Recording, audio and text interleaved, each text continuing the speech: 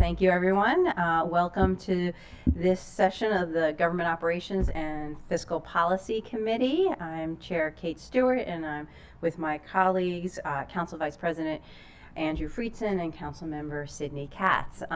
Welcome. Today we have two items on our agenda, but they're very related.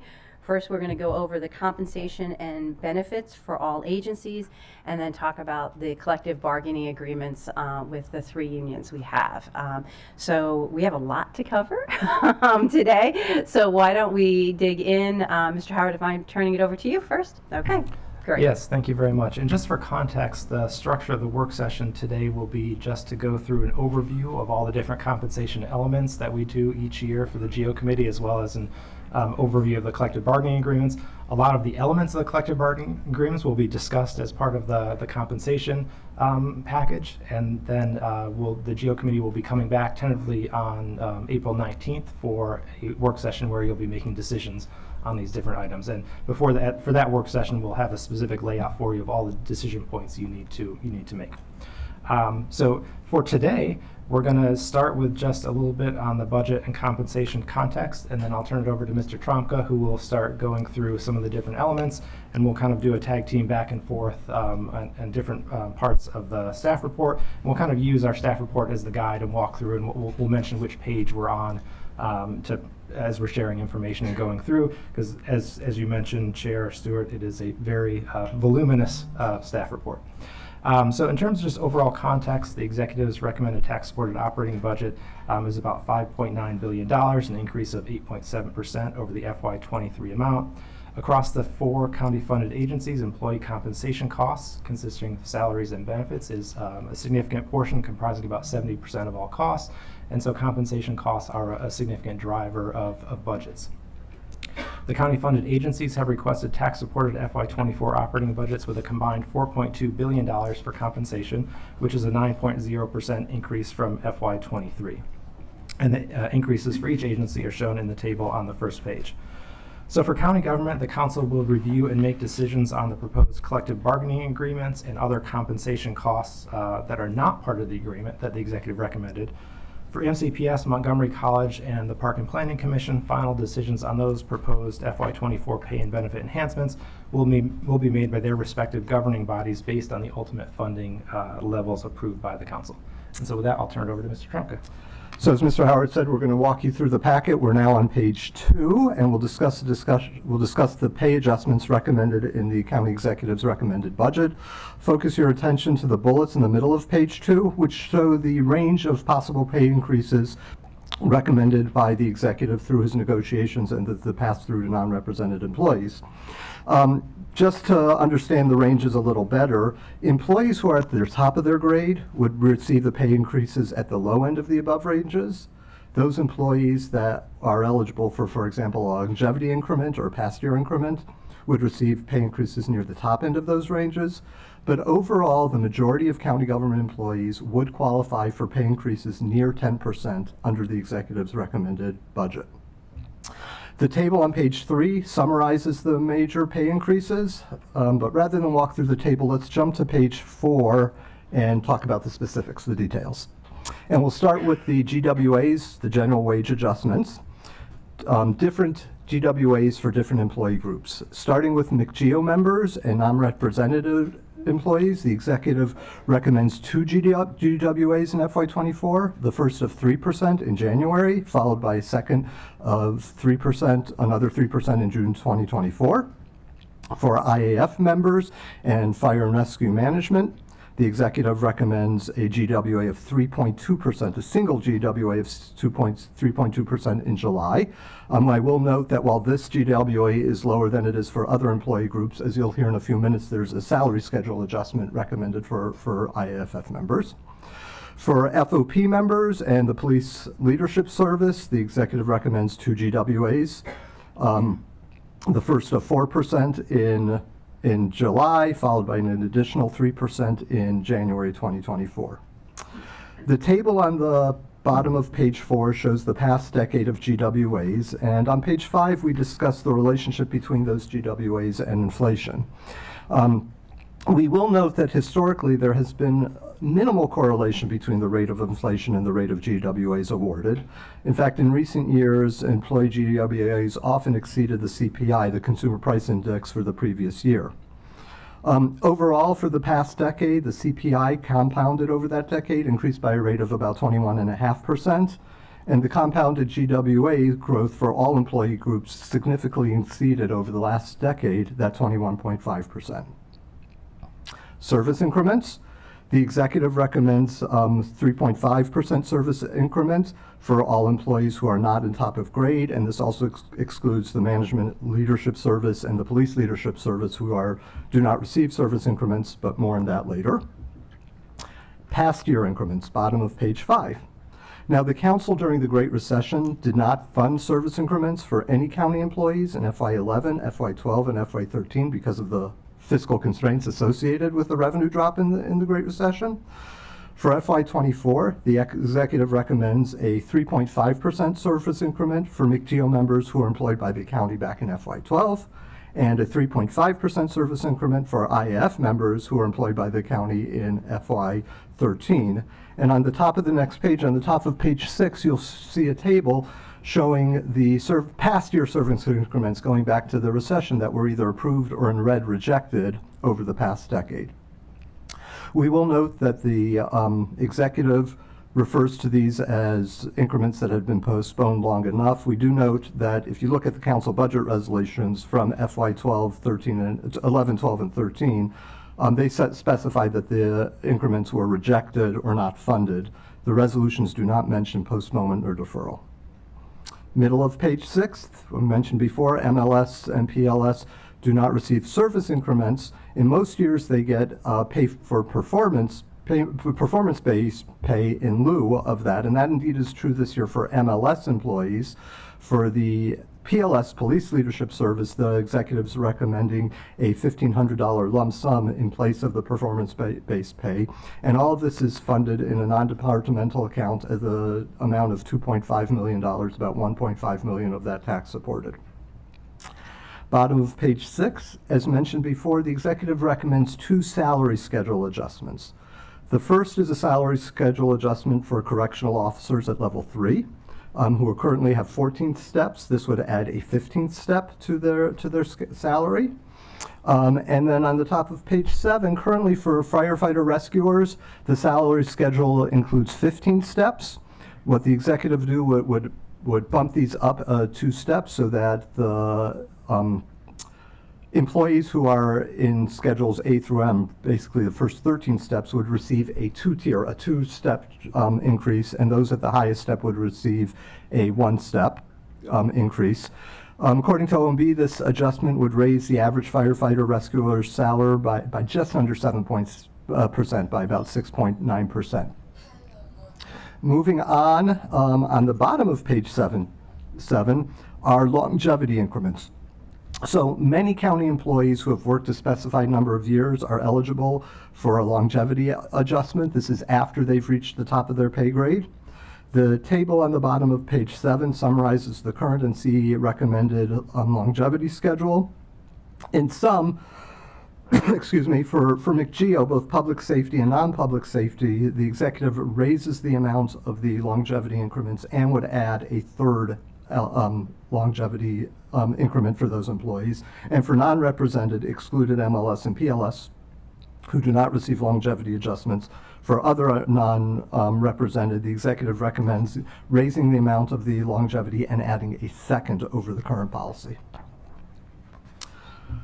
Details, those are explained on the top of page 8, but we'll move forward to the lump sum payments, which we mentioned briefly before. The executive's agreement with the FOP includes a lump sum payment of $1,500 for all police officers, with the exception of new officers who would be eligible for a recruitment bonus, and we'll discuss that in a minute. On page 9 through the top of page 10, we list a series of miscellaneous pay and benefit adjustments recommended through the negotiations by the executive. They include, for example, increases to pay differential, field training pay, certain stipends, transit subsidies, clothing allowance. We do note there's also an enhanced vision benefit for all 3 employee groups. And we note that for this one, there is no funding that we saw in the executive's budget to provide that same benefit for non-represented employees. There are also recommended multiple retirement benefit enhancements, and we'll discuss those soon. But for now, let's jump to the middle of page 10. And we're going to note here that the negotiated agreements also had 3 elements related to public safety pay and benefits, and these will be discussed in more detail. Chair Katz at the Public Safety Committee, but just because they are part of the compensation package, we'll mention that their agreement with McGeo includes a provision of 20 additional vehicles for the Sheriff's Office. With FOP, the agreement allows for expansion of the allowable range for the PPVs, personal patrol vehicles to 10 miles beyond the county's borders. And the agreement with the FOP also has, as mentioned before, a recruitment and lateral entry bonus of $20,000 for new hires. Next, we'll move to the cost of the pay adjustments, or really more precisely the fiscal impact of the pay and benefit adjustments. So if you look at the table starting on page 11 and continuing to page 12, they list the specific fiscal impacts for specific line items of specific benefits and pay adjustments recommended by the executive. You'll see 4 columns here. The list includes the total cost, which is both the tax and non-tax supported in the total cost columns, and then next to it are the tax supported columns, which are, as the name indicates, tax supported alone. Also within these, you'll see 2 sub-columns, which are the FY24 costs. That's the amount in the C's budget for the upcoming fiscal year. There's also the annualized costs. And that's since several items do not take effect until mid-year or near the end of the year, the full cost of these are not realized until the next year. The annualized columns really represent the impact on FY25 of FY24 budget pay and benefit increases. So it's the full effect of the recommendations rolled over for a full year into the next year. So on page 12, you will see the totals. The total cost of the compensation package, or the total fiscal impact of the compensation package recommended by the executive in FY24 would be about $61.1 million, an annualized cost of $100.4. And of the tax supported, that's $51.6 million in FY24 and just under $80 million annualized cost. But there's an important note that we add to here, that the executive recommends multiple pension plan enhancements. The table that we presented on pages 11 and 12 represent the data from the fiscal impact statements, which shows 0 annual costs beyond FY24 for the pension. We do note that these pension enhancements would add unfunded liabilities to the county's pension fund, and in order to amortize these costs over future years, the county's own actuary estimates that the amortization costs over 20 years would be about $9.4 million a year. So with this note, the total cost, annualized cost of the package is just under $110 million. We'll turn your attention to analysis on page 13. As mentioned before, the total compensation of costs recommended by the executive increased by 7.9% over the FY23 level. This 7.9% increase would be the largest single compensation cost growth since before the Great Recession. The second largest was the current year at 6.5%. We have a chart in the middle of the page, and just to explain it, the blue lines are the carryover compensation costs from previous years. This is the annualization effect. So for example, the $43 million in the FY24 bar, those are the costs in FY24 that are locked in, that have already been committed from FY23 pay increases. The yellow lines, the yellow bars, are the new costs realized in that same fiscal year, and they exclude the annualized costs that will roll over to the following year. And so the visual impact of this chart is just to display the unprecedented nature of the county executive's FY24 recommended budget. The FY24 bars are significantly greater than in previous years. We'll move on to workforce size and draw your attention to the table on page 14. Top of page 14, which is government staffing and FTEs for the last 2 years, including last 3 years, including FY24, C recommended. You'll see an increase from FY22 from FY22 to FY24 recommended of about 4.5%. And as has been discussed, there were about 1,500 vacant positions in the county government as of March, and the executive in his budget has assumed about $18 million of additional lapse across all funds from those vacant positions. We'll briefly discuss where the pay agreements are with the other agencies. MCPS, in the middle of page 14, is currently engaged in contract negotiations with its employee bargaining units, but their budget has a $201.5 million placeholder for salary and budget increases. Montgomery College, it's important to note that with the college, they do not have separate GWAs and increments. They only give their employees a single pay increase. The status for that is they've concluded their negotiation with AFSCME for a 6% combined pay increase, with the AAUP for a flat $2,700 plus 3% salary adjustment. The college also has negotiated a 6% wage adjustment with SEIU. At the time when we wrote this memo, that contract had not been ratified by the members. But overall, the estimated combined cost of the college's compensation increases is just over $1 million. Park and Planning's budget includes a request of $6.8 million, almost $6.9 million for employee pay increases, and another $1.3 million for possible employee reclassifications. The commission is currently in negotiations with McGeo. With FOP, they have concluded the contract negotiations, and they include a 3.5% cost of living adjustment, a 3.5% service increment and a 5.5% COLA. WSC, again, has a placeholder of just about $8.8 million for employee pay increases.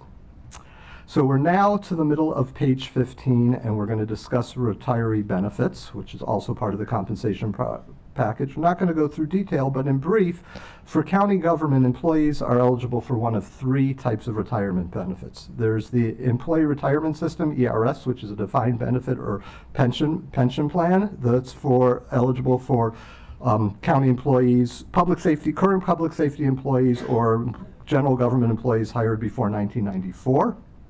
For non-public safety employees hired since 1994, they have a choice of participating in either one of 2 plans, either the Retirement Savings Plan, which is a type of 401A retirement savings account, or the GRIP, the Guaranteed Retirement Income Plan, which is a cash balance plan that guarantees a 7.25 annual return. On page 16, you'll see a table that shows the number of participants and the average cost by plan type. But we'll jump down to the bottom of page 16 and, as promised, discuss a little bit more about the executive recommended retirement benefit enhancements. So the first one on the list is for deputy sheriffs and correctional officers, a pension multiplier.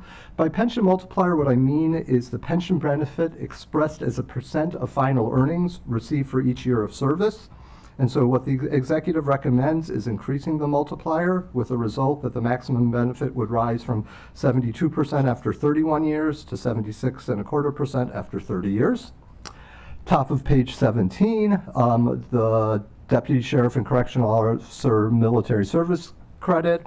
Existing law allows eligible employees with military service to purchase up to 48 months towards their pension. What the executive recommendation would grant the first 24 months at no cost to the employees. There's a pension multiplier enhancement for correctional staff. This one accelerates the benefit. While there's just minor change to the maximum benefit, it accelerates the benefit to earlier years in the employee's career. So for example, after 25 years, the benefit would go from 60% to 62.5%.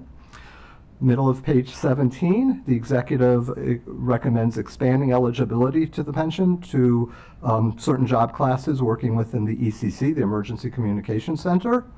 There's a long-term disability benefit adjustment, adjusting the payment date for LTD benefits for RSP and GRIS members from 70 to 85. A pension multiplier enhancement for IAF members. This is also an example of an accelerated benefit. As you'll see on the top of page 18, it would increase the benefit after 25 years to 60%, from 60% after 25 years to 65% as recommended by the executive, have minimal effect on the maximum benefit other than accelerating it by 1 year. There's a cost of living adjustment for the IAF pension. So under current law, for credited service from July 2011 onward, the annual cost of living adjustment is capped at 2.5%. The executive proposal is doubling the cap to 5%. Next is the Social Security integration age in the FOP pension. So all county pension plans have what's known as a Social Security integration, and under this provision, the amount of the benefit is reduced at the approximate age when the employee would be eligible for Social Security to supplement their pension benefit. At present, the Social Security integration age for FOP members is 67. The executive would recommend delaying the integration age to age 70. On the top of page 19, staff just throws out some policy and fiscal concerns for the council members to consider. First is the concern about a possible retention disincentive. As we mentioned before, many of the proposals would accelerate the pace of the benefit accrual. We're concerned that this could generate an incentive for employees to retire with fewer years of service, working counter to the efforts to encourage retention. So we mentioned before there's some long-term costs and the effect on the fiscal health of the pension plan as expressed in the funded ratios. We'll mention shortly, but the cost, although it's not in the fiscal impact statement, would be about another $9.4 million annually for 20 years. And also a question about policy consistency. For example, the changing the Social Security integration age at 70 for police retired police officers, while the same policy is 67 for other retirees. Briefly on the other agency retirement packages. So for MCPS, you have to remember that they have two buckets that they pay into. One is for non-teachers, where they provide a pension similar to the ones provided to teachers by the state, but also for all employees. The county, or the MCPS, funds a pension supplement, an additional higher pension rate than provided for teachers, for all employees, both teachers and non-teachers. So the combined cost in local dollars for the MCPS local pension, that is for the non-teachers and the pension supplement for all employees, is about $71 million. And as you recall, going back a decade ago, the state shifted the teachers' pension contribution to local school districts, and for that the upcoming year contribution would be just under $80 million. Moving to the middle of page 20 and the funded ratio. Several years back, the council asked staff to annually come to the GO committee and report on the funded ratio. That's the health of the different pension plans. It's the plan's liabilities, the measurement of the plan's liability covered by the current value of the plan's asset. What this means is it's a measure of the extent to which the plan has set aside funds to pay for the benefits accrued by its members. And when the funded ratio is below 100%, that could require future year funding at higher levels to meet current liabilities. The table in the middle of page 20 shows the most recent calculations of the fund ratios for the different county agencies. And on the bottom of page 20, we discuss the effect of the pension plan enhancements recommended by the county executive on the county government's own pension plan funded ratio. The combined effect of the different pension plan enhancements that we walked through a couple minutes ago would reduce the pension funded ratio at the county government by a combined 12% once each element was factored into the subsequent plan valuation. Turn it over to Mr. Howard to talk about group insurance.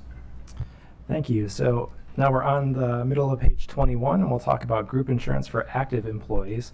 And the FY24 tax-supported request for this, it totals $470 million across the four agencies, an increase of 9.1% from FY23. And these costs represent the employer share of the annual group insurance premiums. In county government, last year a significant change was made. The executive recommended and the council approved a change to the cost share to make all plans paid 80% by the county and 20% by the employee. And this change is embedded in the costs for FY24. And there also, one other notable change in the county plans was for FY24 is the elimination of the current Caremark high option prescription plan. for all participants, and this was included in collective bargaining agreements with McGeo and FOP, and will also apply to non-represented employees and retirees who participated in this high option plan. Because any of the participants paid the additional costs associated with that plan, there is no budget impact to that change. Beginning on page 22, we have information about retiree group insurance pay-as-you-go funding, and the FY24 request for this across all 4 agencies was $116.9 million, a 2.3% increase from the funding level in FY23. And again, these are the employer share of the group insurance premiums for retirees. For county government in FY24, the executive recommends using tax-supported funding for this cost element and does not recommend drawing down on assets in the OPEB trust. For MCPS, the Board of Education's request and the county executive's recommendation for MCPS includes $27.2 million in funding from MCPS's allocation for the consolidated OPEB trust to fund pay-as-you-go costs. In FY15, the council reduced MCPS's tax-supported pay-as-you-go funding by $27.2 million and added $27.2 million to MCPS's portion of the OPEB trust to hold MCPS OPEB spending harmless. In FY16 and each year since, this use of $27.2 million has continued, but without the corresponding replacement of expenditures into the trust. As a result, the net effect is continued increases in MCPS's OPEB trust balance, but by smaller amounts than would occur otherwise. On page 23, we have information on the FY24 recommended OPEB pre-funding by agency, and this totals in tax-supported dollars $65.6 million, an increase of $2.8 million or 4.5% from FY23, and this is primarily due to the increase in MCPS pre-funding. The table at the bottom of page 23 shows the current OPEB liabilities, assets, and funded ratio for each agency. And as the committee discussed in great detail at the March 2nd work session, the discount rate that you use for these valuations has a big impact on the funded ratio because it impacts the estimate of what the total liabilities are in the trust. And so for each agency, I've included the discount rate there so you can kind of have an understanding of how the funded ratio may change if you were using a discount rate that was the same for each agency. And each of these is based on the different valuations and comprehensive financial report documents from each agency. On 24, we have an update on the OPEB funding policy discussion. We went through and reiterated with the committee's discussion from March 2nd. And just note that staff are continuing to review data related to investment rate of return options and considerations, and will bring this issue back to the committee during one of the follow-up budget work sessions per your request from early in March. And then my last section on agency group insurance is to look at the fund balance for each agency's group insurance fund. And that information is at the table on the top of page 25. And it shows the ending FY22 balance. The council's policy, which was adopted way back in December 2003, was that each agency should strive to maintain a 5% fund balance in their group insurance fund.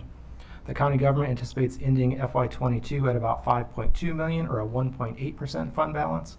The FY23 projected fund balance will grow to $10.4 million or 3.4%.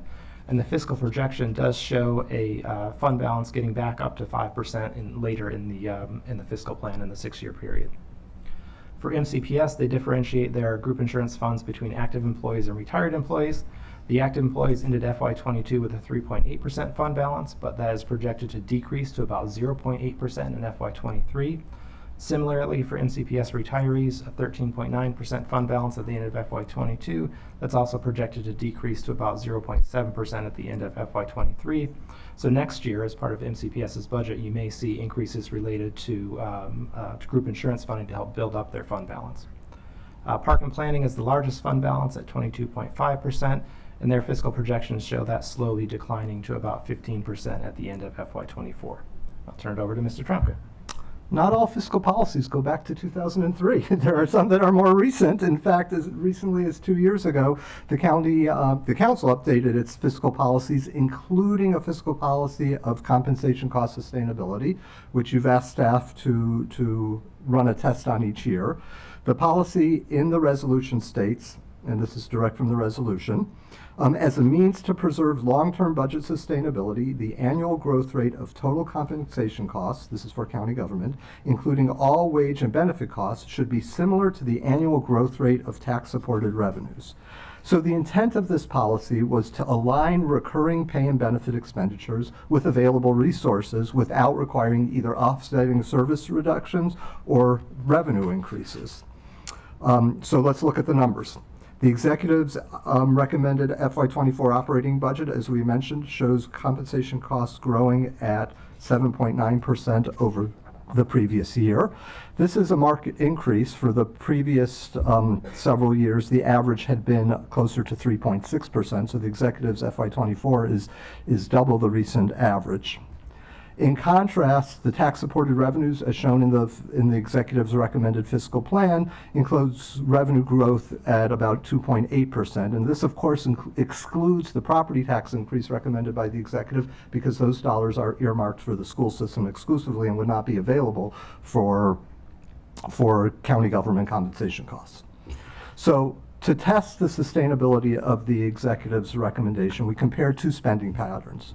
We compared the 7.9% as recommended by the county executive at FY24 for 1 year, followed by the increase reverting back to the average of 3.6% for the next 5 years. Looked at what those numbers looked like, and then compared them to what compensation costs would look like if they grew at the same rate as revenues.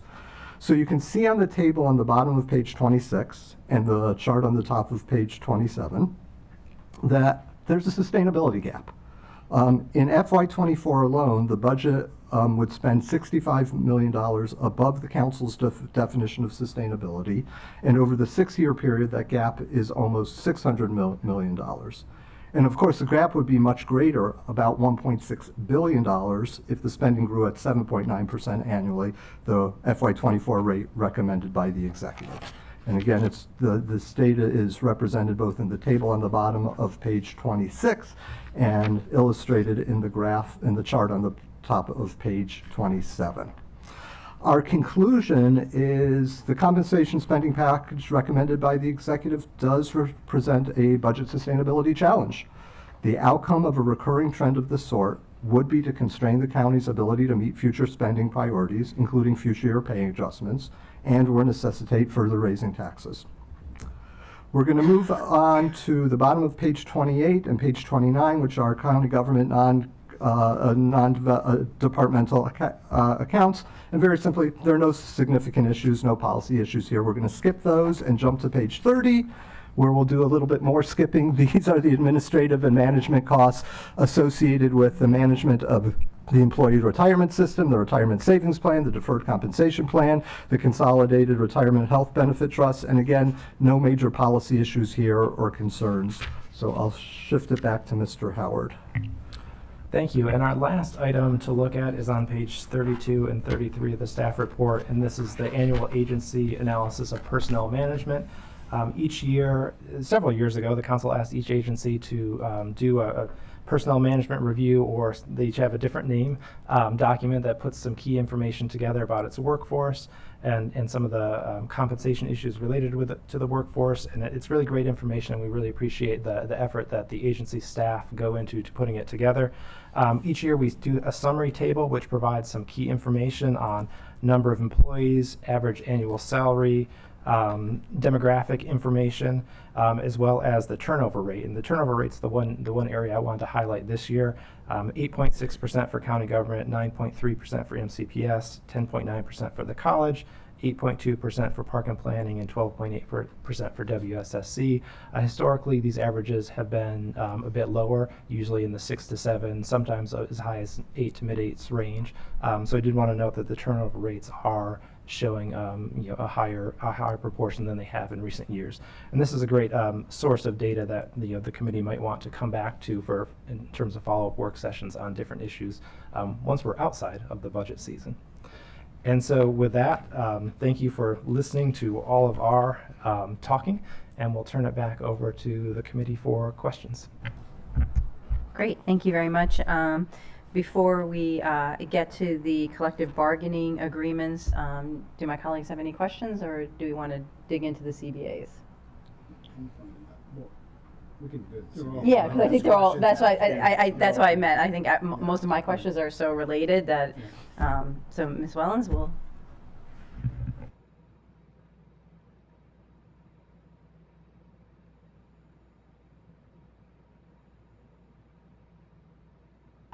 Thank you very much, Chair Stewart and committee members. I will give you a briefing on item number 2 on your agenda related to the collective bargaining agreements.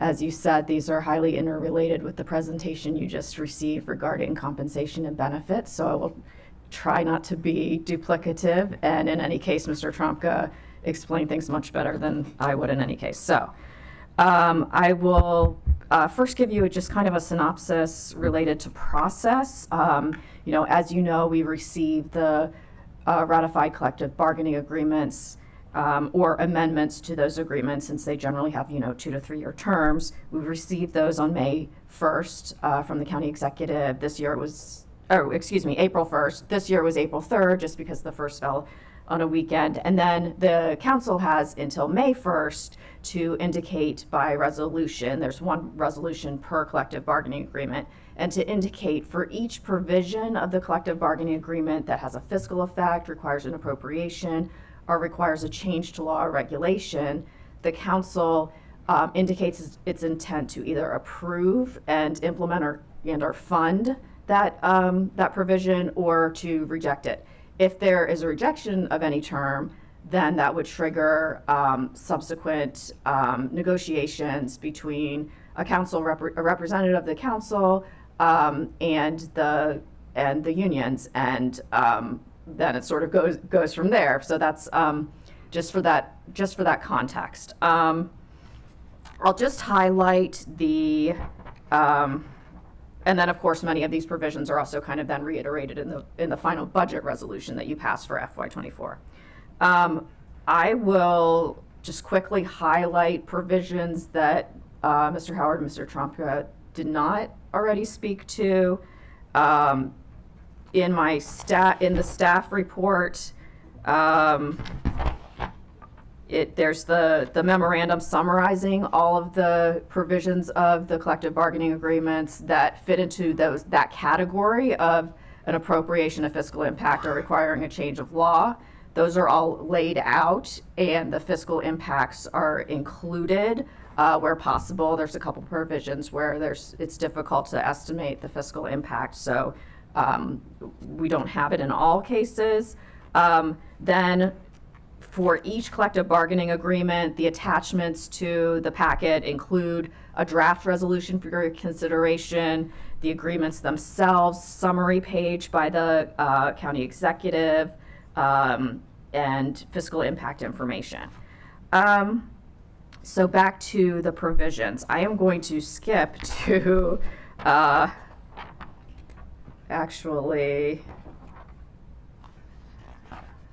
excuse me. I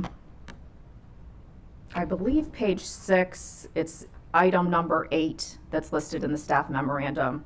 So page 6.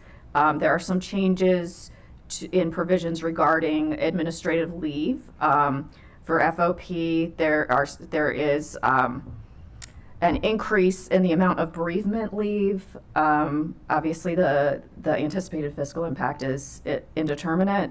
Also, there is a slight change in administrative leave in the event that an officer is undergoing an investigation. So previously, the administrative leave would kick in if an officer was relieved of police powers in excess of 90 days pending an investigation or removal.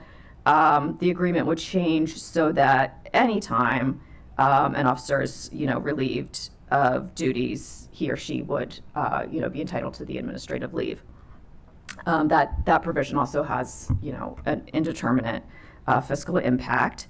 I don't know if you want me to specifically mention each change related to item number 9, increases in clothing, equipment, vehicle use, and transit subsidy.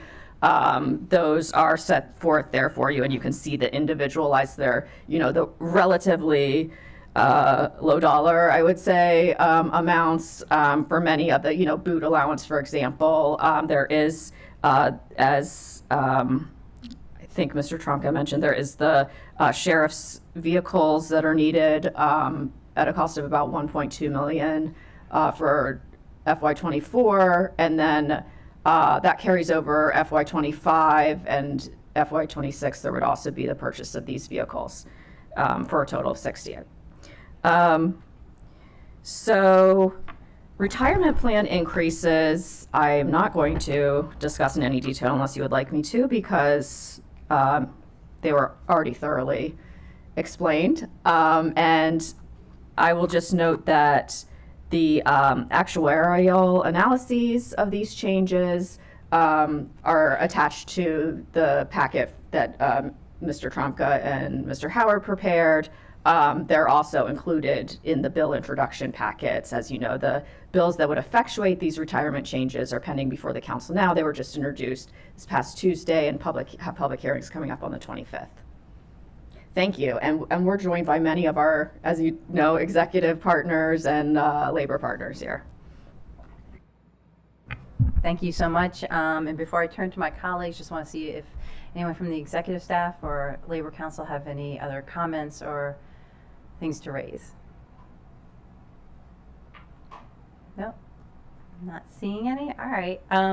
Well, I'm sure we have a lot of questions, and that was one of the reasons, as Mr. Howard said at the outset of this, today is a time to review these materials, ask questions. I know we also have representatives from the unions here, so if there are questions that we have for them or my colleagues have, they can come up to the table as well. And, you know, I just want to say thank you first to everyone who has worked on these. I know a great deal of time goes into all of this. I had a question going back to the bonuses for the police. I'm not sure who wants to ask this question, but I have a couple of questions. So we had the $20,000 signing bonus and then the $1,500 bonus. I was curious what the source of these funds were, and for the signing bonus, how long the executive plans to have that in place.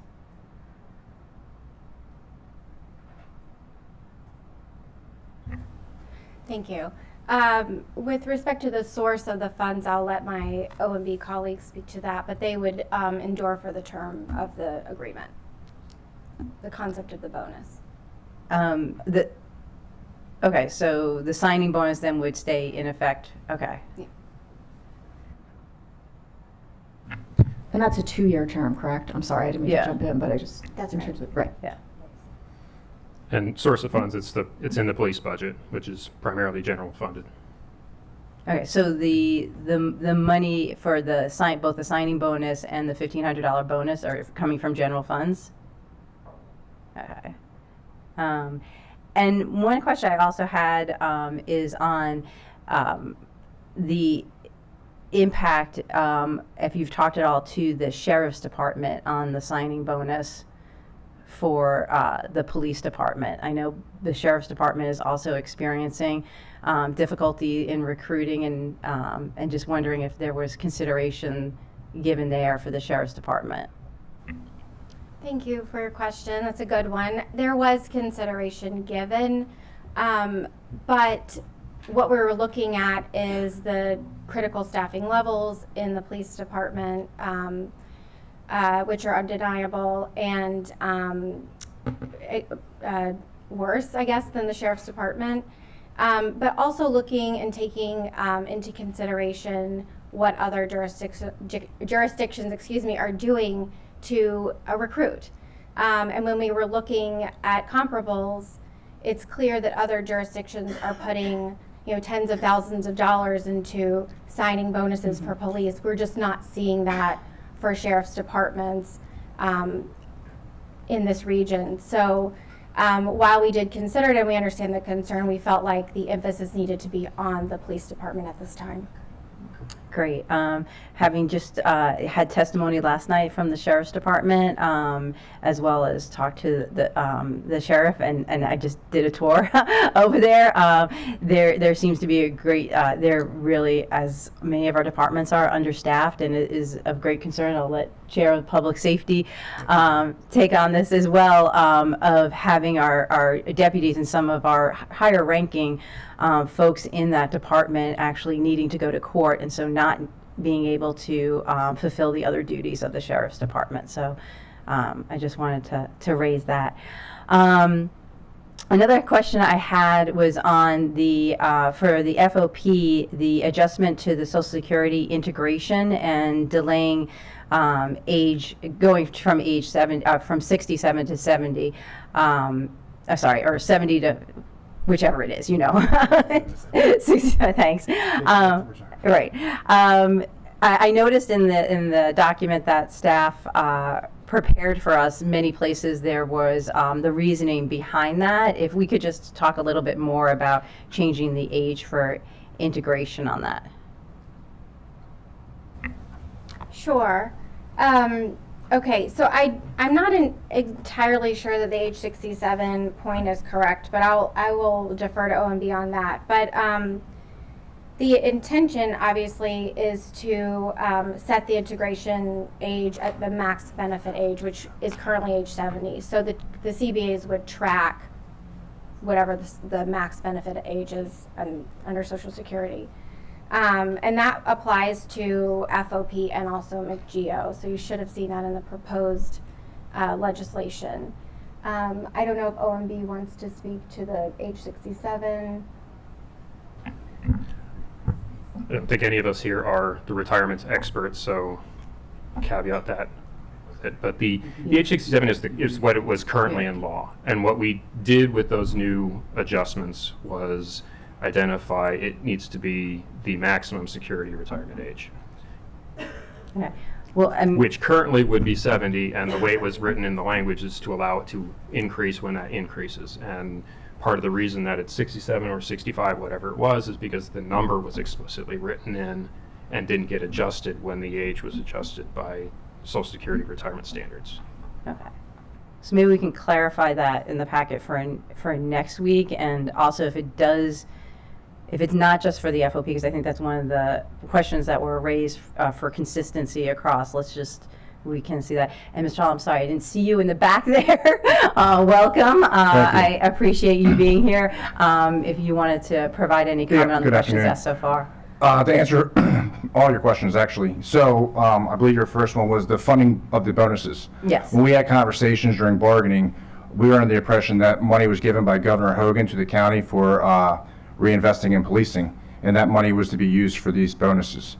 This was a separate conversation over the GWAs. This was a bonus right off the top that the county executive said, hey, we're going to split this money up evenly to every member. So my understanding is maybe the money's in the general fund now from the governor, but that money came from the governor, from the state, and it has to be used towards police salaries.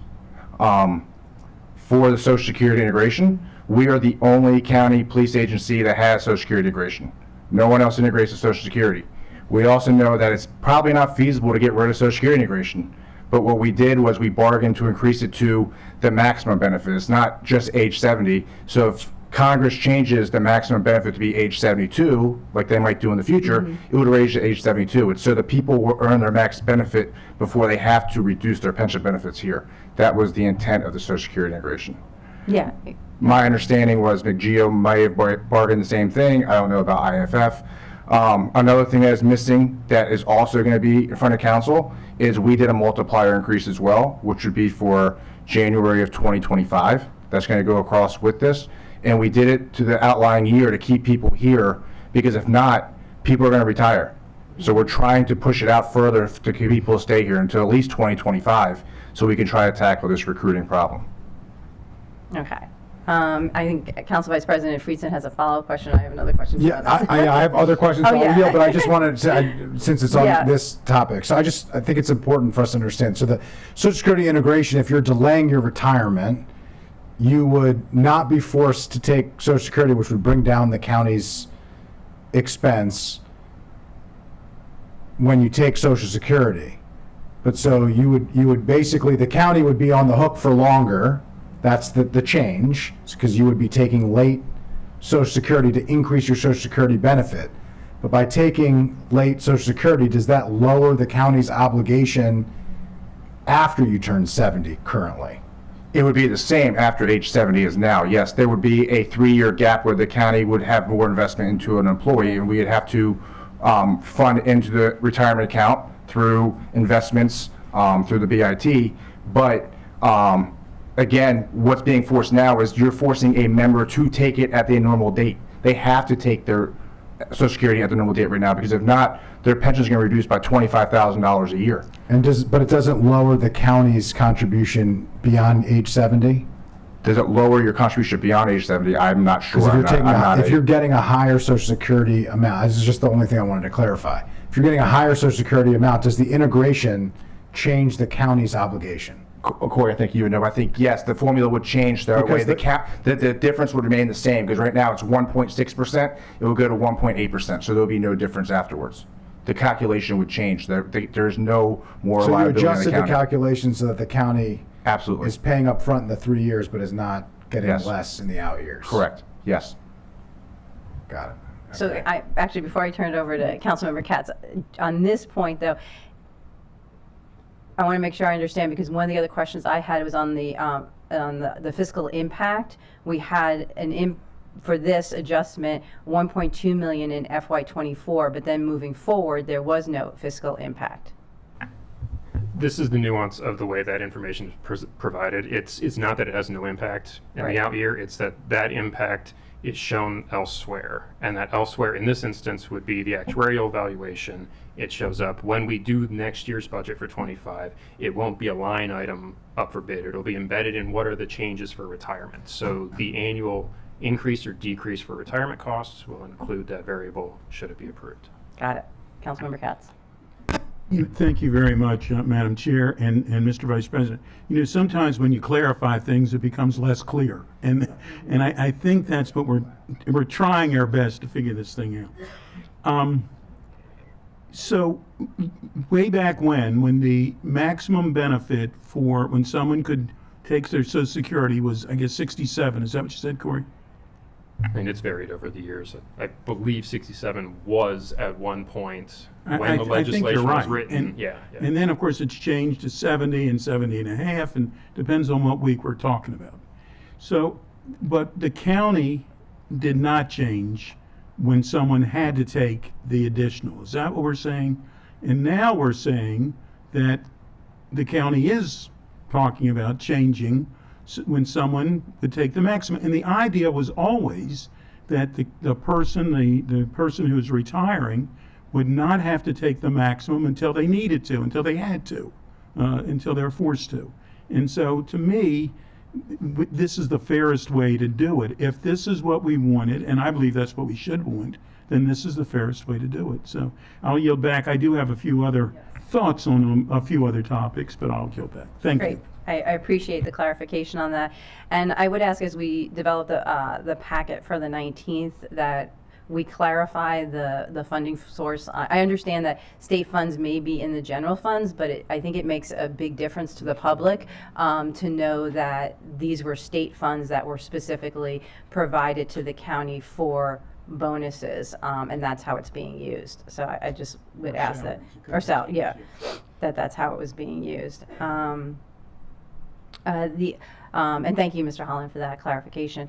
On page 9 of the packet, it talks about increased eligibility for DHS Crisis Center $1,500 annual stipend. And I was wondering, I don't know if anyone today could expand on that a bit. And it was in the packet we were going through with Mr. Trumka and Howard. The first. Yeah, the first packet.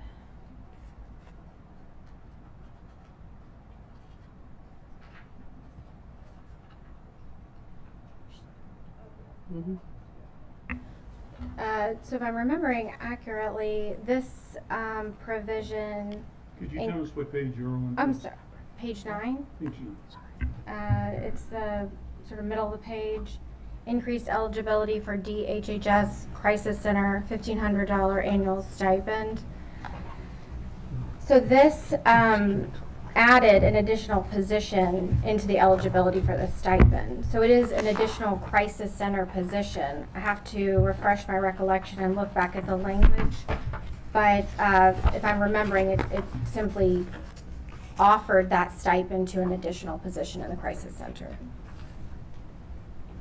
And we'll follow up on I that. think one on to circles, clarify. if it's what I'm thinking, on circle 7 in the packet, it notes the corrections, adjustments, increase the charge nurse differential to $275 per hour, increase stipends for emergency response team to $1,800 annually, so that's the increase, and then provide a $1,200 annual stipend to critical incident response members. So that would be a new stipend that is being created, at least from my read of it, on circle 7. That's correct, and so in the packet where it says 1,500, it should say 1,200. Chair was, Okay, yeah, that's what the that's- chair was referencing. I just Right. want to make sure. Thank you. Oh, no. I think the Those are separate actual issues. agreement said 1,500. That's why I put 1,500, because there was a difference between, Yeah, we just have Yeah. to figure it out. That's why we're doing this today, right? Those are separate issues. Okay. We're talking, this item refers to the crisis center, and as Jennifer pointed out, there was an existing set of job classes for which that was eligible. We're adding one or more to that eligibility pool. It's the 1,500, it's that. Okay. What Councilmember Freitzen was referring to was a separate issue with other stipends for correctional. Yeah, on circle employees. 7 also, the health and human services adjustments added certain job classes to eligibility for $1,500 annual stipend at the crisis center. So I just want to make sure we're all, because I had the same question. There's the $1,500 annual stipend in the crisis center, that's one. And then there are corrections adjustments separately, which increases the nurse differential by an hourly amount, $275 an hour, increases stipends for emergency response team to $1,800 annual, I think from $1,500 annually, and provide a $1,200 annual stipend to the critical incident response members. Okay. And I think we have a colleague who wanted to join and listen in today. Councilmember Mink, I think, is going to join us by Zoom. I probably have more questions, but I think I'm going to turn it to my colleagues now. And who wants to start? Well, thank you very much, Madam Chair. I do also want to thank everybody who worked on this. This is not easy. This is not, at times, it is very tedious to figure out what we're trying to do when we're trying to do the right thing, but sometimes doing the right thing can be a little bit more confusing than it should be. And I mean that for not only the council staff, but for county executive staff and our labor union partners as well. Because many times people believe this is done by magic, and it's not. In fact, there's probably no magic to it at all. It's all pure and simple numbers. And I know we're just having the discussion today, and we're not voting, but I wanted you to know where I am and how I've gotten to where I am at this moment. I was part of the discussion during the pandemic when we did not fund our bargain agreements. And candidly, I said this the other day as well, one of the reasons we didn't do it was because it was the unknown, and we were afraid of what could be and what couldn't be, and we wanted to avoid furloughs and layoffs and everything that was really a tremendous concern for not just what Montgomery County was going through, but what the world was going through. And in some cases, their fears were real. We didn't just have furloughs and layoffs, but we created, by not funding the agreements, though we did it for reasons that we thought were right, was that it caused a great expense to all of us, to Montgomery County and others. We did something worse than have layoffs and furloughs. What we did was we created, or helped create, it wasn't just us, but we helped create people leaving early, retiring quicker, and they didn't just retire from us in some cases, because in some cases they said, well, I was afraid to do the job. They weren't necessarily afraid to do the job. They went and did the job someplace else. And that is perhaps one of the worst things that we could have had happen to us. We trained people, we worked with people, we knew how good they were at their jobs, and then we said, you know what, you probably can make a little bit more money someplace else, I don't blame you for leaving. Well, we're paying for it. And so I do think that we need to compare apples to apples. And I do think that to the chair's point earlier about being concerned about our sheriffs and other public safety areas about the stipend, the bonus pay. It gets lost many times. Montgomery County is one of the few counties in Maryland that has a county police force. Every place has a sheriff, but not every place has a county police force. And we're very proud of the fact that we have a county police force. I believe we have the best county police force in Maryland and perhaps in the United States. But we also need to make certain that the sheriff, and we have a very fine sheriff's department. Don't let me skip on that one. But I believe that we have to be concerned about what's going to happen to them, and we have to look at their bonuses. And there again, it's collective bargaining. I believe Mr. Holland would remind me that would come through collective bargaining, and he would remind me very quickly, might I add. But I also want to mention that I think that what we need to do is to continue to fund what we can do and how we should do it properly. And I believe we need real numbers. The other day I asked what the vacancies were for the people that are no longer here. And I don't know that we've gotten that number yet, but we should be getting that number. And not only for what I've asked for, but I also would like to know how long those areas have been vacant. I think we've gotten some of those numbers. And I'd like to know what's the reality of us hiring back those numbers, some of those numbers back. If it's not realistic, and I'm not talking about public safety, public safety is a whole different world.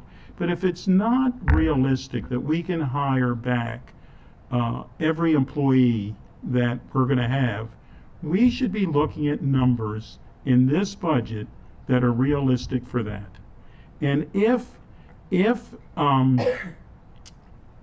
we can have a real number, and part of what we looked at the other day was for the bonus, the additions, was that the people who were not even here those numbers were figured in for the additions for the salaries. And how is that realistic? I think we need to figure this thing out, and I think we need to do it. And as Councilmember Lukey said the other day, it's the ask your mother, kick the can down the road theory. We got to stop doing that. We have to come up with real numbers this year as quickly as we can so that we can actually compare what we're doing and get Montgomery County back on the track that it deserves and needs and will have. I sincerely believe this county council and this county executive want to figure out how to get this thing done.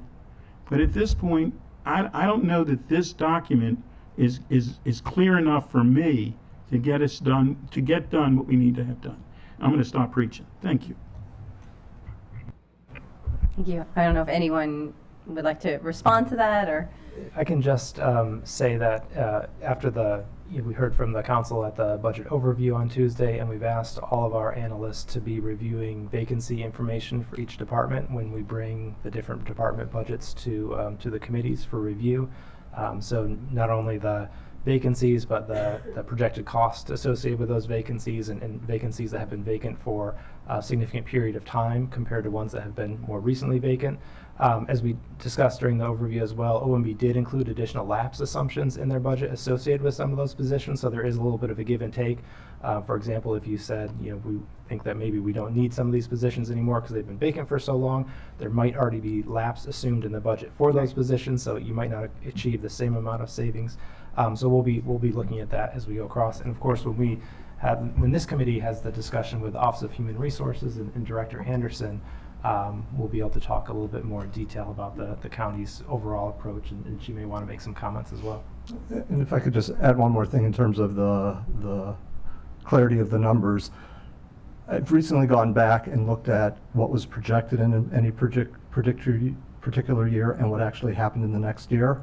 And OMB's estimates and their fiscal impacts are very, very accurate.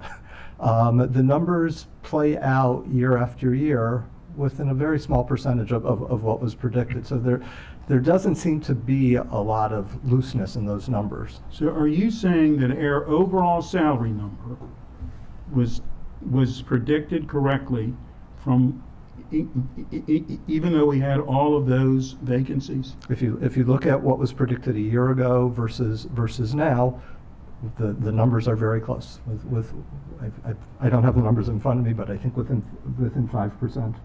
OMB's numbers are very strong.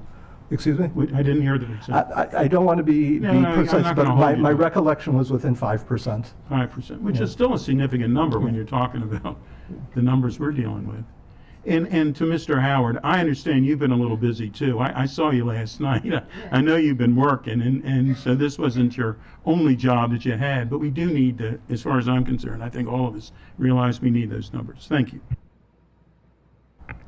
Great. And, we're, as Councilmember Katz said, is he's looking at the collective bargaining agreements and the compensation package. He's thinking about vacancies. I do, again, I want to thank the representatives from our unions who are here. And if at any point, just wave a hand if you want to come up and say anything in addition to some of the comments and questions that are being raised here. And I see you now in the back, Mr. Holland. I see Mr. Buttle here. And I see folks from McGeo here too. So just let me know if there's anything you want to add, and I'll turn it over to Vice President Council. I've been called much worse. And I might today if the microphone isn't on with Councilmember Katz. But first of all, I share the sentiments. I thank you to everybody who has worked very hard on these agreements, and thank you most importantly to everybody who's working hard and working more than ever. With 1,500 vacancies in county government, people are working harder than they've ever had to work and being asked to do things that they haven't been asked to do. And I think we all recognize that, and I just wanted to acknowledge that. And that's true in public safety, that's true in county government. We recognize that there are real needs, and we have to address those needs, and we have to make sure that we address the real recruitment and retention challenges that we face that are being felt in many governments and in many industries, frankly, where there is a real reckoning among the labor force as we come out of a crisis, perhaps trends that we're going to take 15 or 20 years, took 15 or 20 months, and our ability to absorb and handle that has been challenging. And we have some real work to do, and I think we have to be real serious and sober about it. Having said that, we have a budget before us that includes a 10% tax increase as the economy is heading towards challenges. We have, real questions that we need to work through. We have 1,500 vacancies that we need to figure out and work through. We have an education system that has major challenges and major issues with staff and students and families who are struggling for obvious reasons. So I want to dive into some questions here. The first one is related to the vacancies. I am very concerned about the way in which we use vacancies and lapse, because I do think that we have gotten to the point where we have so many vacancies and so much lapse that we're using it essentially as an accounting practice. And we're using it to overspend in one place and to move a priority, maybe a management priority or maybe a central priority, and we're doing it on the backs of our frontline workforce who are, doing the work of one or two or three, while we're making all of this, kind of happen. And so the point that Councilmember Katz made, the dollars may add up and match up in the end because we've got really smart people in county government who are moving the numbers around to make everything work at the end of the day. But on the front lines, for the people who are actually providing the services, it's not working. And I just think we have to acknowledge that. And we have to be real about that. And so, yes, we need to do right by employees and we need to do right and figure out these contracts. But we also have to solve the underlying issue here, because we are kicking the can down the road, even in this budget, even after asking residents to step up with a very significant tax increase, even after making massive investments that we're going to be making here.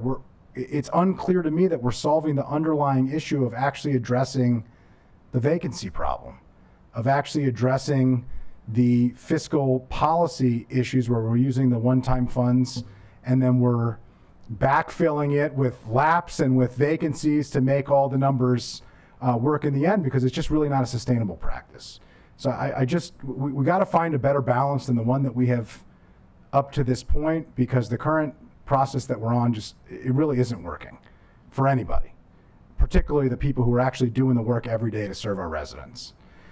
So my first question is on the lapse and the vacancies. So we have 1,500 vacancies, as we've heard. The county executive at our initial breakfast noted that it would be unlikely that we'd be able to fill all 1,500 of those vacancies, an obvious statement, which I share. You've included additional lapse to reflect some aspect of that. I think there's an open question of how much of that is reflected, but an additional lapse from what you would normally do, reflecting that we're at historic vacancies. But at the same time, we're adding 137 new positions. So can you just walk me through the thinking behind adding 137 new positions at a time when we have 1,500 vacancies, and also perhaps explain what vacancies are available to the departments to actually hire people, and to HR, and what vacancies are being held at various points in time throughout the budget year as a way to make an unbalanced budget balance out and work out because of spending that doesn't exactly compute in different areas. Can you just walk me through that?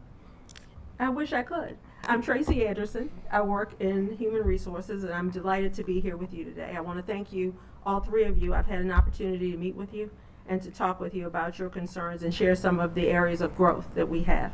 So in terms of the vacancies, we do have 1,500 vacancies, depending on which moment and who you ask. It's 1,500. OHR has 556 active vacancies. We've hired 779 people since the beginning of the fiscal year. But our turnover rate is sort of equal to that. We've had separations numbering 609 in that same period of time. We're not able to keep up. We've got an aging, a maturing, I'll say, workforce. People are making other choices. We're coming out of COVID. I'm recently from Recreation Department. The Department of Recreation staff was phenomenal during that time. They were redirected in their efforts. They worked at Board of Elections, HHS. These were front-facing people that continued their front-facing work, even in the face of COVID. Those folks, when they've had an opportunity, we had people leaving recreation to do things they had never imagined doing. We had one young man who left us to take a job operating drones remotely. It was 100% remote work. We're having that same challenge as everybody else in this region. Every other government is looking for people. There are almost 10 million vacancies throughout the nation. There's a 4% unemployment rate. People aren't looking unless we offer them something. And in terms of the lapse rate, I won't know all the technical bits of it. But just because a job is vacant and there's a lapse doesn't mean that that money is not offsetting some service. I don't know if you are familiar with It's a Wonderful Life. That's one of my favorite movies. So there's a scene where George Bailey has run away from the savings and loan. He's been sprung. He's going to get married, and then there's a run on the savings and loan. And when he comes back in, he wants to know what's happening, and a man says, I want my whole $222. And he says, your money is not in the bank. Your money's in Joe's house, and in the Kennedy's house, and in your neighbor's house. It's the same with these lapsed funds. The funds are available to everyone, but not really, because we're able to continue to meet the service needs and demands of the county, even with the lapse. Do we have some problems with recruitment? Absolutely. And when we come back to you, we'll be able to show you or try to represent to you the plan going forward to fill vacancies. The county executive has charged OMB, and OHR is going to be an avid partner in that, to look at structurally what we're doing with the jobs, to look at each organization and have some rationale about how we're bringing back jobs. We're working mightily to fill vacancies, but we can't do anything about our maturing population, and we can't do anything to compete regionally if we're not able to offer competitive wages. Well, I appreciate everything that you're doing. I think you've been a breath of fresh air leading that department, and we really appreciate that. But you've raised some important questions here. You have 556 positions that you are able to onboard and hire tomorrow, right? That's the number that you have access to. So it begs the question, where are the other 900 positions, and what are they being used for, and why aren't we allowing our top talent to hire talent? You know, because this is the fundamental, this is the shell game that's being played. We're using positions in order to offset overtime, in order to offset overspending, in order to offset new priorities and new programs, you know, whatever the case may be. And it's just, it's not fair to you, because you know, you can't keep up with what you got. And then at the same time, we're adding 137 new positions, which, you know, to me is like the house is on fire, and rather than putting it out, we're adding gasoline. I mean, it just doesn't seem to make a whole lot of sense. Good afternoon, committee members. My name is Jennifer Bryan. I'm the director of the Office of Management and Budget, and that is a very good question, Councilmember Friedson. What I will say about LAPS is not just a plug number. It is an exercise to hedge, for lack of a better word, what will naturally occur. There will naturally be turnover in positions. People will leave. People will go to other jobs. So there is natural turnover. The exercise within the budget process is to try to predict what that number will represent in a value. So that is the way we calculate LAPS. It's just understanding that in any given point in time in the year, any day, that a position may become vacant, and not only become vacant, but someone may be hired into that position at a lower rate because the person was at top of grade and retired, for instance. So that's part of the LAPS conversation. The other part about where the vacancies lie is a very good question. It is something that we have been grappling with a little bit, and we're trying to get to what that means. From my conversations with directors who have been in place, some are very new and don't understand the LAPS conversation, but in my conversations with some directors, especially during the time of COVID, they were super busy dealing with and managing a national, international crisis. So at that time, no one was thinking about, oh, well, I'm going to put together an interview team. I'm going to make sure that I'm connecting with my HR specialist to make sure the position description matches and all of the things that have to occur to recruit for a position. They were focused on managing a crisis for the residents of this county. So coming out of the pandemic, I think it is behooving of us to actually go back and revisit this exercise and say, pandemic isn't over, there are still needs in the community, but you as directors, as senior leadership, we've got to get to a place where we understand what is happening in departments as far as the vacancies are concerned, and to really nail down what those monies are being used for, whether they've been backfilling with overtime or they've been backfilling with contractual support, which is on the other side of the ledger, not necessarily budgeted in personnel costs, but budgeted in operating expenses. So there have been some trade-offs, and people have been managing through. Really is what they've been doing, is managing through. I appreciate that. So could I ask a question about Sure. this? So LAPS is supposed to be for two things, right? It's supposed to be the time it takes to onboard a new person into the position, right? You have a new position, you're not going to hire them on July 1 if you only find out the position's available on June 1, right? Sometimes it takes 2 months, 3 months, 4 months, whatever the case may be. That's where we get lapsed. The first year of a new position is never 100% of the compensation cost. Budgeting for that wouldn't make a whole lot of sense. The second is if somebody leaves. There's natural turnover in an organization of 10,000 people. When somebody leaves, you can't hire somebody to backfill the next day if somebody's giving you 2 weeks' notice. That's not enough time to put out a recruitment interview to bring somebody on board. That takes a month or 2 or 3 or whatever the case may be, depending on the type of position it is. And right now it's taken longer than probably it's ever taken before, not just for Montgomery County government, but for everybody. But we're not just talking about that. Here we're talking about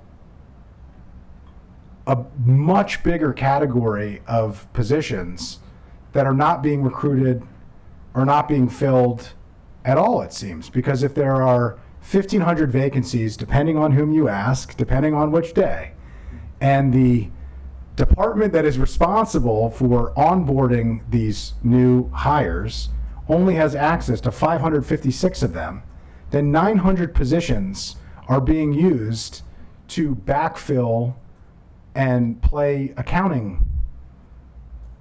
I wasn't going to use games. One of my colleagues did, so I won't have to take the blame for saying that. And some of that is understandable. That's the way that the budget is set up. But this is being used as the cushion, it seems, in the budget. I mean, 900 positions is a huge number of positions, and unless there's another department that is responsible for hiring those 900 who's not at the table, that begs the question of, why do we have those 900 positions? And if we're not going to hire them, why do we still have them? What is the purpose? So, Mr. Friedson, 2 things. One is departments, just to build on what Director Bryant said, departments have been trying to reframe and reprioritize as they re-enter regular work, regular front-facing work. So departments that have maybe 200 vacancies, 300 vacancies like HHS, they're not able to even manage the whole interview process on the back end of them.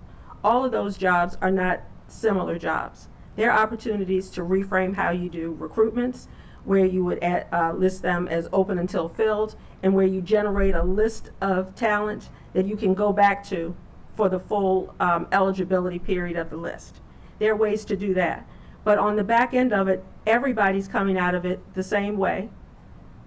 We need an opportunity. The county executive has directed us to take time to reframe how we're using jobs, to think about how we're structured, and to give all of us a chance to do that. I really don't see them just sitting on them for a financial reason. Departments are trying to deliver services and come out of COVID just like everyone else. yeah, I appreciate it. It still begs the question of what positions are available and when, but I'll move on from this for a moment. Question unrelated to that process. Realistically, net, what are the number of vacancies out of the 1,500 approximate vacancies that we have in county government? What are the number that we think realistically net this time next year we would be able to fill? And this isn't just a budget question. This is a question for the people who are doing the services, who are saying, when is the person who used to sit next to me going to be here to help take the phone calls, to do the casework, to deal with the residents who are struggling? Joshua Waters, OMB. So the number of vacancies changes every day. So the number that we provided council staff was representative as of March the 3rd, and that was about 1,500 vacancies in total positions and about 1,200 vacancies in tax-supported county government positions. So every day, positions get filled and other positions become vacant. So it's the goal is to bring on more positions every day than exit. So we can't guarantee how many positions will be filled next year, because it's dependent on the labor market, it's depending on the agreements that are, approved. It's depending on the compensation packages that are approved. And so our goal is hopefully, yes, that we will bring in more positions than we lose. What's the goal? I mean, I'm not asking you to predict the future. I'm just saying, Well, we got a budget for this. We're writing checks. What do we expect to cash here? I mean, it doesn't seem like an unrealistic question for us to know when we're approving a $6.8 billion budget. Right. So the executive's budget, I think in fiscal year 23, the budgeted lapse rate was around $35 million. This year, it's increasing to about $51 million for budgeted lapse across county government. That just means that we're just assuming a higher vacancy rate on average on any given day in county government than we've had previously. That doesn't mean the services aren't getting provided. That doesn't mean, I'll give you a couple of examples. There's a shortage of nurses in county government. Right. When we hire we still have to provide nursing services at the school health rooms. In order to continue to provide those services, we're backfilling those right now with contractual services. Would we rather have nurses that are in-house? Yes, because they're likely cheaper than paying for those contractual services. Similarly, social workers. We're having to pay for overtime for correctional officers because there's a shortage in those positions. So yes, from a fiscal management standpoint, yes, it makes sense to continue to have those positions on the books because we're still trying to recruit for those positions because it's cheaper for us. It makes more fiscal sense to have those services provided by county employees than contractual services. It makes more sense for those services to be provided during regular, work hours as opposed to overtime hours. So it's a balancing act every year between departments. Are we behind? Yes. But we're not just keeping them, we're adding to them. I mean, I just think it's important to note, we've added hundreds and hundreds So and of the hundreds positions we added new this year, positions over the last several years, which has only added to the challenges that we face. It seems we can't fill the positions. So the positions that we're have. adding to county government, HHS is a large recipient of those positions, and I think of the 170 positions that we're adding, around 30 of those positions, we're actually converting from contractual positions to merit positions based on advice from the county attorney's office. So that's an example of a chunk of positions that they're doing the same job as merit employees. So we need to convert those from contractual positions to merit positions. There's, I think, a team of 6 people who are supporting the newcomers initiative. Previously, that was supported by contractual positions. That was done for 1 year, the first year when this was being implemented. That's now being supported. The executive is recommending that gets supported by merit positions. So these aren't brand new, not all of them are brand new positions to county government. They're brand new PINs and FTEs, but these services in some instances are still being provided now. They're just being provided contractually versus with county employees. And I appreciate that. I don't think anybody's arguing that everything is a good idea and a good initiative and well-meaning and well-intended, and I think is important. But I think the reality is, even the contractual that are converting, you're gonna have to do a recruitment. That recruitment is gonna have a lapse. It's gonna take time. That's gonna take away from the people who have to do the recruitment for the other 1,500 positions that are already existing. So at a certain point, we gotta, stop digging the hole and just, figure out a way to get out of it. There was a matrix report. We paid $92,000 of taxpayer money. The labor unions were part of this. As far as I can tell, in my repeated conversation with them, were very active and engaged in it and in the recommendations. This effort started in the fall of 2020. After repeated conversations that there would be a restructuring of county government, we didn't see it. Finally, this group started. There was a working group made up of executive branch, labor partners, and the consultant. It started out only coming up with 100. That was the goal, 100 vacancies that were going to be identified. And I noted, when you spend $92,000 to eliminate 100 vacancies, you're actually not saving taxpayer dollars because those positions are already vacant, but important restructuring effort. It only came up with 9. As far as I can tell, I'm not sure any of the 9 have actually been eliminated that were recommended. And one of the recommendations in that report that came out in April of 2021, April 15, 2021 is when it was transmitted to the council. One of the recommendations was that 5 to 10% of the retirements that occur should be eliminated, and came up with a number of recommendations for how they could be eliminated. And in fact, had an overall goal of 225 supervisory positions being eliminated throughout the county. We were told last year, heading into the budget, that the recommendations from that report were used to put forward the budget last year. And so I'm just wondering, what progress have we seen on that restructuring, that investment of taxpayer dollars, that tremendous amount of time between county executive staff and labor partners, and how much of it was then implemented then in this with the 5 to 10%. 18 months, by the way, from when it came out until now would have already ended in the fall, so there would have been ample time to have done that. And then the 225 positions that were noted, and there were a number of other recommendations in the report. So I'm just wondering if you could share with us, as part of the conversation on vacancies. I think it's important to talk about what has already happened and whether or not we've actually followed through. Well, in OMB, during our analyses of the requested budgets from the departments, we did look at vacancies. We continued to keep a running list of what those vacancies are, so that when we engage in the exercise the county executive has directed us to do, we know exactly where to pinpoint our efforts. The county executive is not interested in impacting frontline services. If there are jobs vacant in the frontline services that we can fill, they will be filled. Because we understand those employees are under pressure. They have workloads that can become unmanageable. So he has directed that frontline employment, frontline employees, anything that's vacant there, if we can recruit to fill them, that we do. Anything outside of that are things that we will be looking at. It will be part of this restructuring effort, and it will be part of the conversations on, as you restructure, how do we bring vacant positions back, or do we? And I think that's going to be the larger part of the conversation, is do we bring these positions back? How have we been able to continue these services without service impacts to our residents with vacancies, and how do we move forward in that same vein? So there will be a story to tell from departments to the county executive in this exercise, and that story may say that, yeah, well, we had vacancies, but in order to maintain the same level of services, we did use contractual services. So those will be things that will have to be discussed and worked out through the budget. Not necessarily, this is going to be outside of the budget process, but will be incorporated in the budget process. But this is where we are going. This is where we have to go, quite frankly. Well, I would have said this is where we had to go 5 years ago when this was originally talked about. I mean, you can understand the skepticism here. 2 years, nothing happened. Then a consultant was hired. That consultant report was delayed.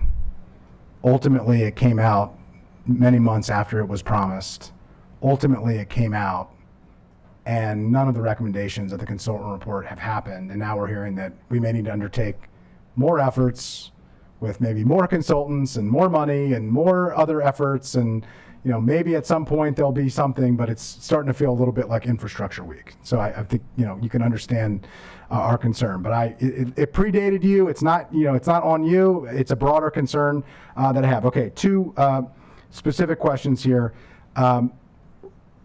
The response that the executive gave to the compensation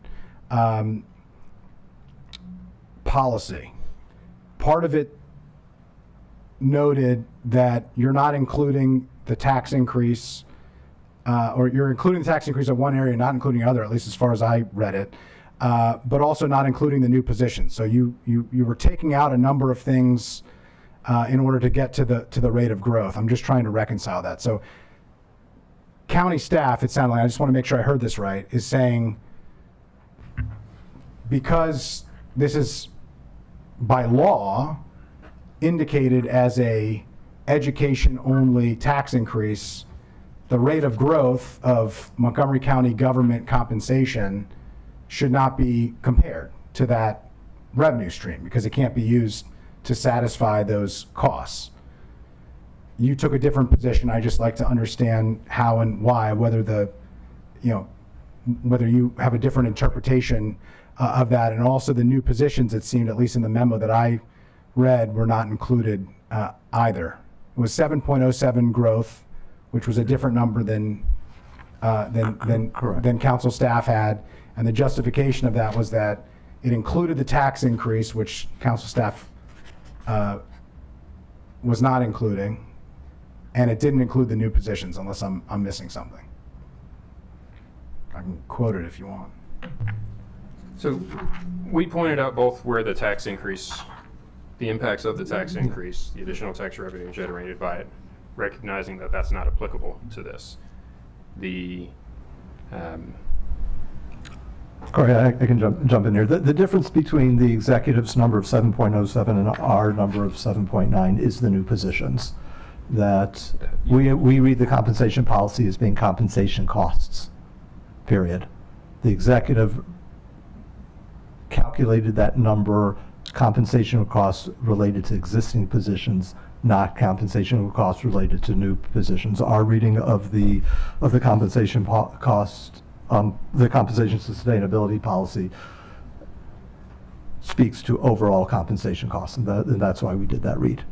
And you also took a different view on the rate of growth because you're not including the rate of growth of the education, right? Correct, although the executive did note that in his memo. Yeah. It's noted, but the justification is that it should be included. As shown in the fiscal plan, the one-year revenue growth rate is 7.2%. The 7.2% rate of growth includes a 10% property tax increase. But the 10% property tax increase is for education, under the education article. It's written into the budget book. It's the central talking point and discussion point of the entire budget. So I just was hoping that we could get an explanation for that. You are correct in that. It's also simple, it's a tax revenue. And the way we're reading that, we're trying to be consistent with the way we've applied it year to year. This is how we interpreted it last year when the memo was written. This is how it's interpreted here. Those tax revenue, they're tax, yes, they're for a specific purpose, but they're tax revenue. But you can't be consistent when this is the first time that you've ever invoked the education article for a tax increase that by law has to only fund education. So, you know, it seems to be a game of double counting, and I'm just very concerned that you use it as a justification to demonstrate the fiscal sustainability of the budget, but then also say, but it's only an increase for education. We can't have it both ways.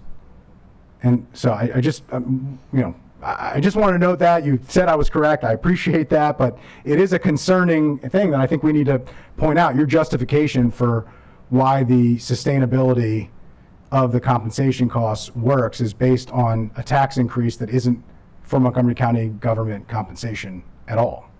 And that's a concern that we need to work through. Oh, sorry. Do you have a comment? Last question. On the pension costs, how are we looking at the fiscal dynamics of that moving forward? Like, what's the? There's two ways to look at a pension liability. One is bringing down the fund balance, the funded ratio of the pension fund, and the other is a general fund expenditure moving forward that we expect to subsidize this change to make whole the pension cost. Both are reasonable points, and I'm just curious, what is the position of the executive branch? Is the goal here to bring down not the goal, but is the expectation based on the policy change that you are presenting before us to allow the pension funded ratio to reduce by what has been projected at 12%? Or is it to have the general fund moving forward increase its contribution in order to offset the change?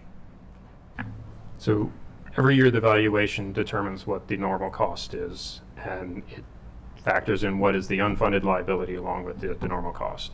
When you're in an environment where you're over 100% funded, there's not a lot, if any, unfunded liability to target. Each of these additional provisions will address whether there is or is not additional unfunded liability.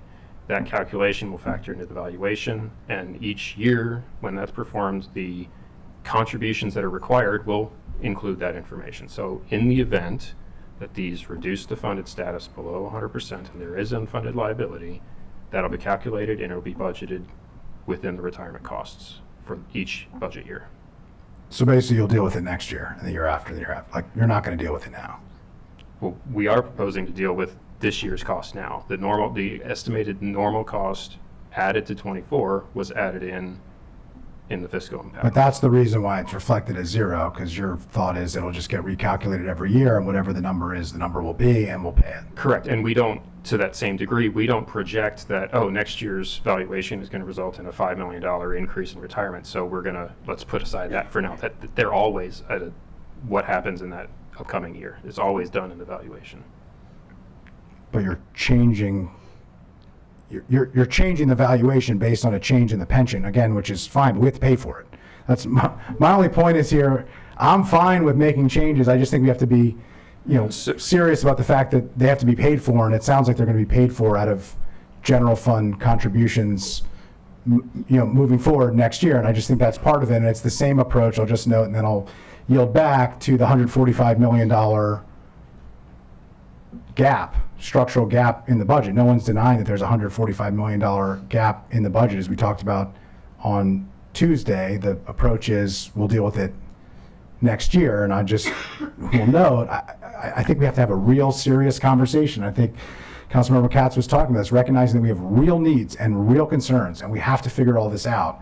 But saying that we're just going to wait till next year and have a $145 million deficit to start with and hope that somehow our own financial experts are wrong and the revenue forecasts are off and we're going to get lucky again and there'll be some other, saving grace here, or the same thing with the pension fund. I just have real reservations that that's an appropriate way for us to budget. And so we're going to have to find ways to offset costs or come up with revenues or figure out how we make all of this work. And whether it's the vacancies and whether it's the positions, or I think we need to take a long, hard look at it. But we have real serious needs, and we got to figure out those needs, and we need to move forward. So with that, I'll yield back to you. If I may, I think I understand your question a little better now. You're asking if we have two options in front of us, and yes, we do. One is to treat the normal cost for each year and then let the unfunded liability get paid out over time as it does for any other change that we have. We also have the option to recognize that, just for example, if these changes collectively had a $30 million impact that we were planning on paying over time, we could just pay $30 million now and be done with pre-funding that unfunded liability. We are not seeking to pre-fund any of that liability, only deal with what this year's presumed impact is from that change. That's the way we consistently handle many of these changes in terms of actually we smooth assets, gains and losses. That's how we treat pension changes like that. Thank you.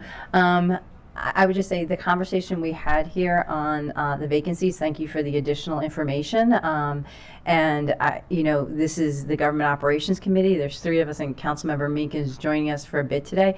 If there's any of that information that can be transmitted, additional information, working with the county staff, I think that would be beneficial to the entire council as we continue over the next few weeks talking about the budget. Because I think the conversation you heard here and the questions raised about vacancies, I imagine you're probably here in a lot of other committee meetings.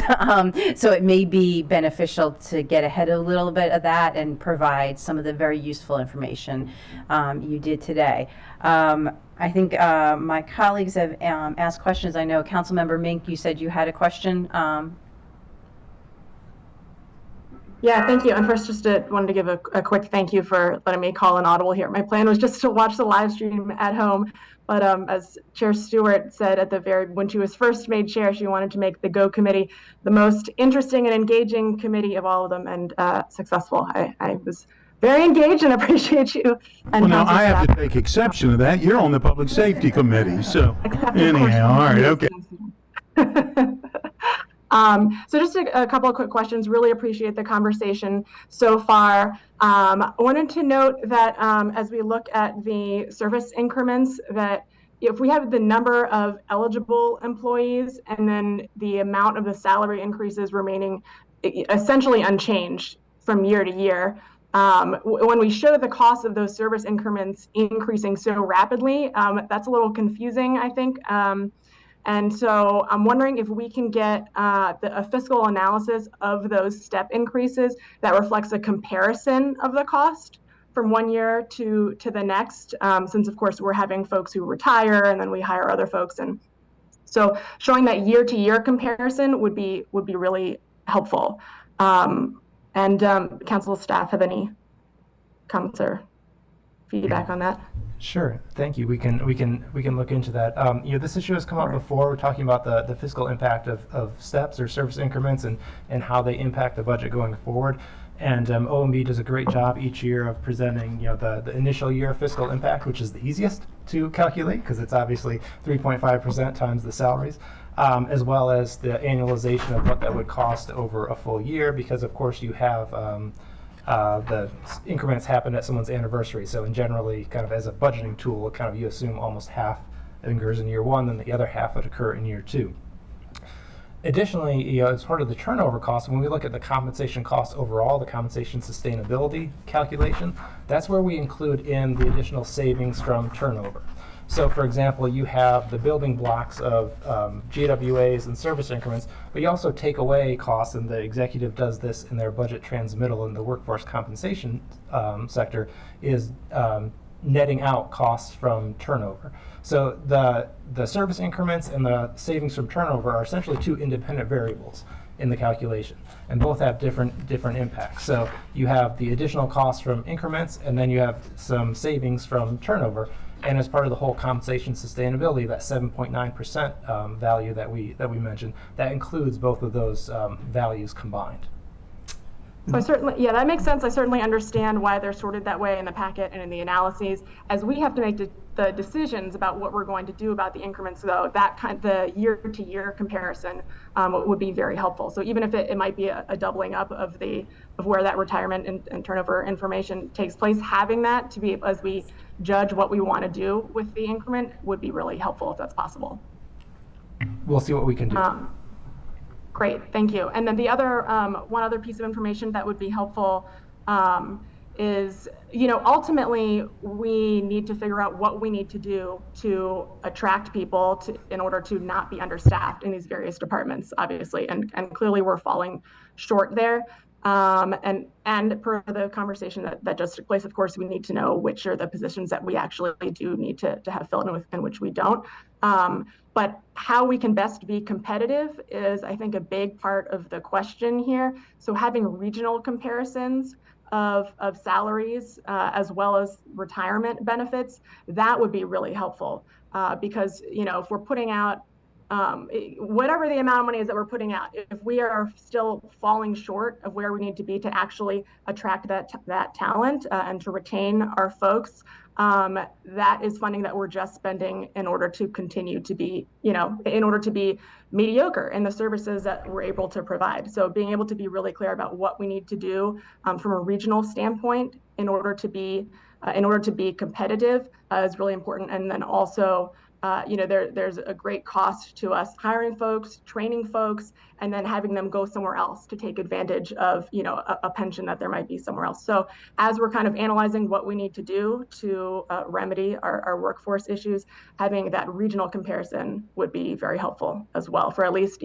some key positions. And I'll give a quick shout out to OHR and Director Anderson and her team. They do a great personnel management review each year that includes a lot of data on comparing the salary for county positions to other comparable positions in the region. It's probably not every single position, but there sure is a whole heck of a lot of them. So we can pull out some of that data as well to make sure everyone sees it. Yeah, thanks so much. Great, thank you. Thank you, Mr. Howard. And actually, I had that, we may want to include that for the packet next week too. I know the packet was really large this time, but in reviewing that information, I also did find it helpful. So it might be good as when we're going to make decisions on this next week to see that. I think Ms. Miller, did you want to, yeah.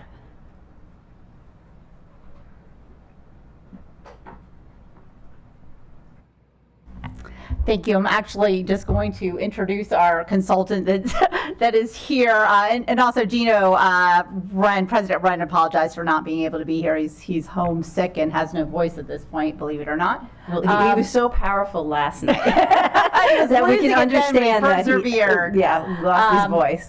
So I do want to bring up our consultant to just share some information that we have about the ongoing impact of the service increments. If you'll indulge us for a second.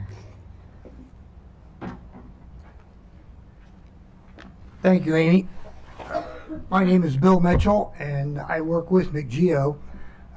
For 17 years, my home was Montgomery County. And I was the chief of employment, and after today's conversation, I'm pretty glad I'm still not. But at any rate, I've worked with McGeo over the years, and at least since 2014, we have addressed with council members some concerns we have about the costing on increments, service increments, and on seniority longevity increments. Our analysis indicates to us that they really have no year-to-year fiscal impact. I understand what I just heard is that may be offset somewhere else in the budget, but we're seeing costs, of $8 and $16 million a year in the current and future years. And our analysis shows that really there is no impact, that if we continue to give increments, turnover, etc., brings everything right back to the same average salary. If we look at the average salary that is included in the personnel management review, and I did the first one, we find over the years that we've looked at 2004 to present, the change in the average salary for McGeo employees is almost exactly equal to the compounded general wage adjustments. So there is no room for these increments to have added anything. Even though we have given them that entire period, they had no impact on increasing average salary for McGeo employees. And if that's the case, salary costs remain the same. Increments are sort of like age. The average age for county employees is 46 years old. It's been that for a long, long time. Every year, everybody has a birthday. But the turnover means that generally older and higher paid employees leave and are replaced by generally younger, lesser paid employees. And that's why age, seniority, and average salary remain the same. We simply think that it creates an impression that continuing to give increments costs a tremendous amount of money for taxpayers, when it does not. And we think that needs to be addressed. Thank you. Mr. Hopkins, yeah. Thank you. So I think the debate you're hearing here now is whether or not to consider offsetting costs against the costs of the increments. I think the most simple way to look at this is if you look at the chart on the fiscal impact on page 11, for example, the FY24 budgeted cost for the McGeo 3.5% increment is $4.9 million. If you give that increment, those costs are there. If you don't give those increments, those costs are not there. So to say that they don't have any cost, that's a debate of how you consider the trade-offs. But the fiscal impact is undeniable. The fiscal impact is the dollar amount indicated in the fiscal impact statement. Yeah, Councilmember Friesen. Yeah, I appreciate. I think both points of view are legitimate, but I think when you add the lapse in, that's also where you get dynamics too, because some of the dynamics is that the workforce ages out, you have retirements, then it backfills. So, I mean, one of the challenges that we have is that a lot of times in a lot of these discussions, there are very legitimate points that are being put forward, but we're kind of double counting certain things, and we're treating it one way in one place and another way in another place. And I think that the challenge we have, because I think you're right, and I think that hasn't been reflected exactly, but if we're going to reflect that, which is important, I think then we have to figure out what the lapse would look like and how that impact it is having, because it's not like a stationary situation where one person goes through and they sit in a position for 30 consistent years and every position is exactly the same. It just doesn't work like that. And I think it connects to the earlier conversation that I was having and the frustration, generally that I have on this, that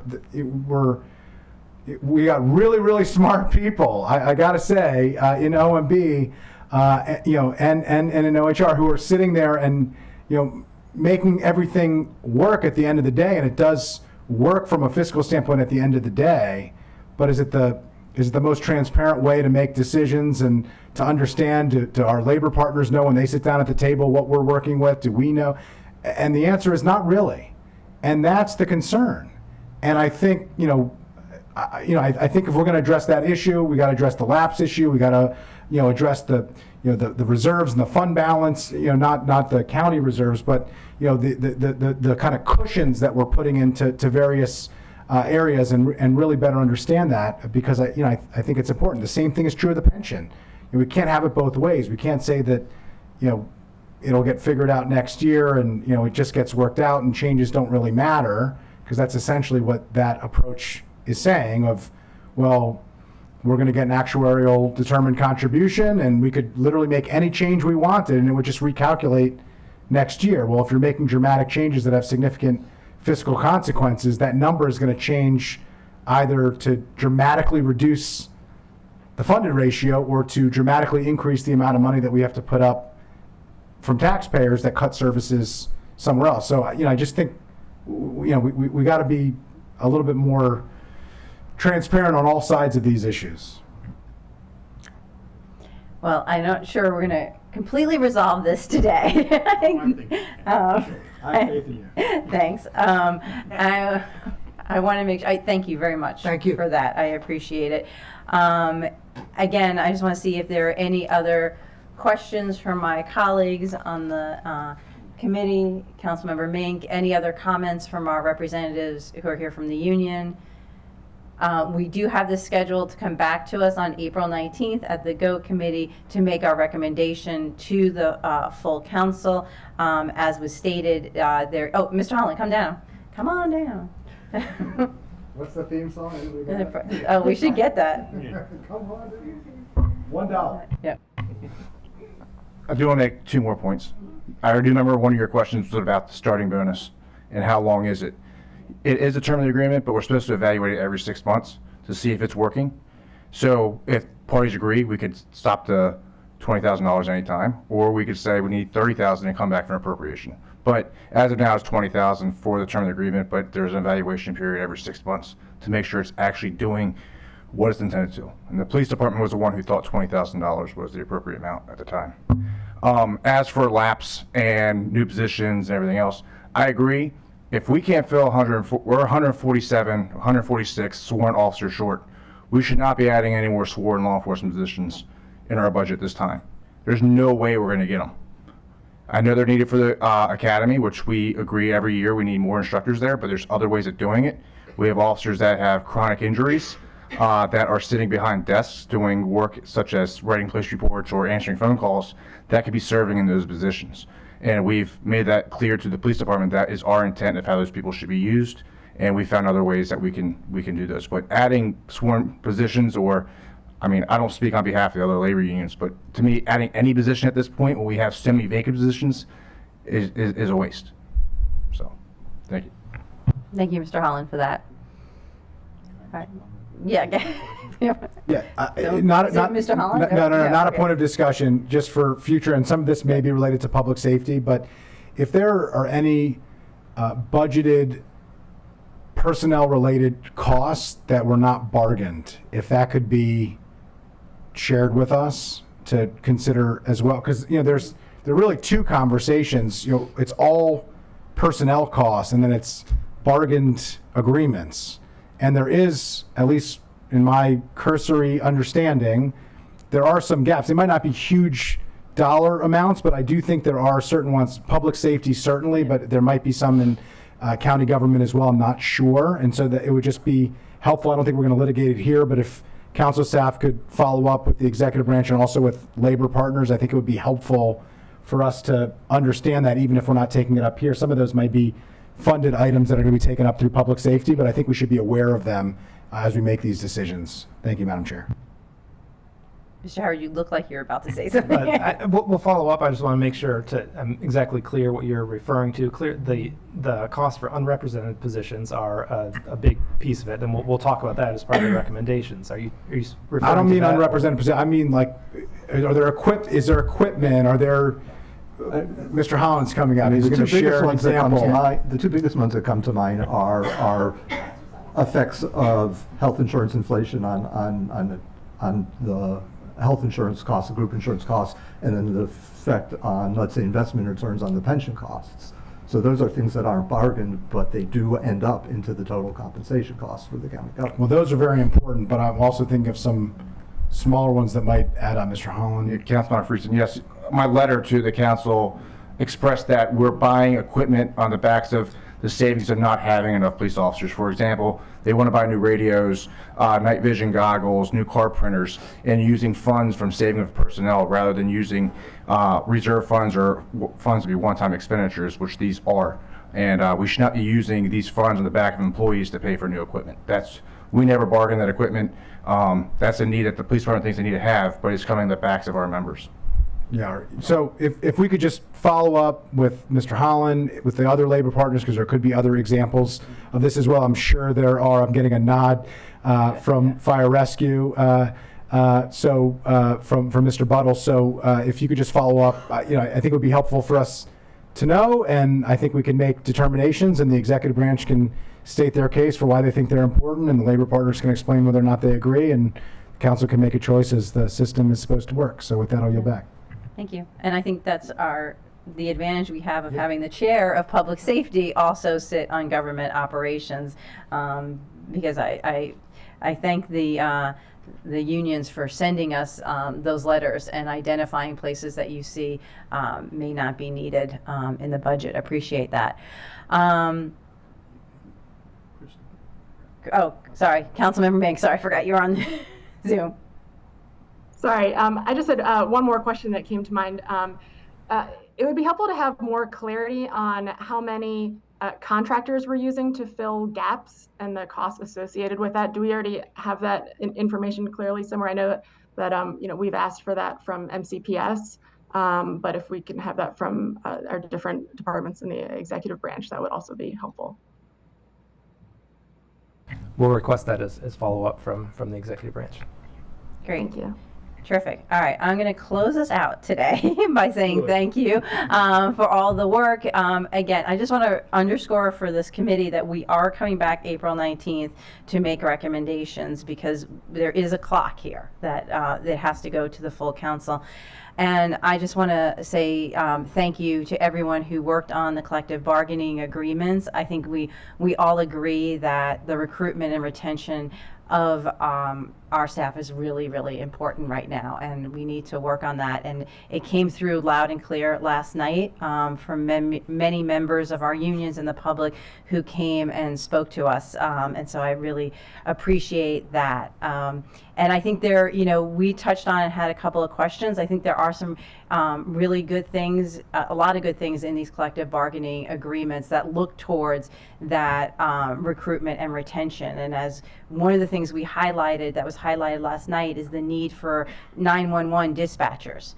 And I think the moving towards having moving towards them in the pension is one of the ways we're going to look at retention in those positions. So I just again want to thank our unions, thank the council staff and the county exec staff for really working on this and keeping those things front and center.